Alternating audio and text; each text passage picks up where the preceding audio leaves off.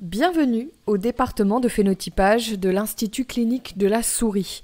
Ici, une vingtaine d'experts travaillent au service de la communauté scientifique autour de la souris et du rat. Le phénotypage, c'est l'expression d'un trait, si on reprend les racines grecques, c'est-à-dire qu'on a le génotype, donc les gènes, comment le génome est orchestré, et on a l'expression de ces gènes dans un environnement.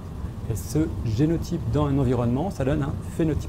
C'est-à-dire qu'on pourrait avoir par exemple une mutation du génome qui, quand elle est dans un environnement normal, ne s'exprime pas différemment des animaux contrôle, mais par contre, s'il fait froid, va exprimer une incapacité à réguler la température. Donc le phénotype, c'est ça, c'est comment ces gènes s'expriment dans un environnement donné. Ici, les experts travaillent autour de 4 grands thèmes: le comportement et la cognition, la cardiologie et l'oncologie, la biochimie métabolique et l'histologie. La grande force de ce plateau, c'est que tout ça est regroupé dans le même statut sanitaire, dans la même animalerie. Et donc les animaux sont étudiés sous tous ces angles, que ce soit le comportement, la biochimie, etc., pour avoir un ensemble de données qui sont générées sur le même animal, contrairement à des études qui vont être faites sur des lots séparés d'animaux. Et ça, c'est une force parce que si on a par exemple un animal qui présente une augmentation d'un marqueur sanguin, on va pouvoir essayer de voir si on a aussi une augmentation des paramètres cardiologiques ou une modification de l'apparition des tumeurs, ce genre de choses. Environ 200 projets sont portés chaque année par le département de phénotypage. Un projet est égal à une lignée qui sera étudiée pour répondre à une question donnée. On fait par exemple de l'exploration du comportement.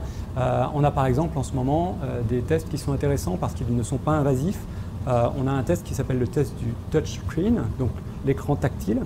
Et dans ce test-là, on va s'intéresser aux capacités d'apprentissage de l'animal, par exemple dans tout ce qui va être en lien avec les apprentissages liés à l'hippocampe.